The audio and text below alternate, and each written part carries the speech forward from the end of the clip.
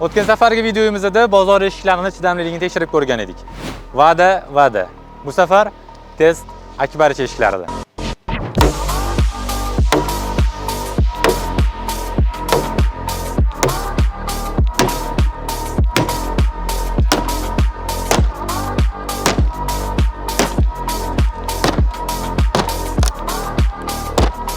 O'zingizlar zarbalarni ko'rib turibsizlar. Bunaqangi zarbalarga menimcha bu eshik tugagan bo'lardi.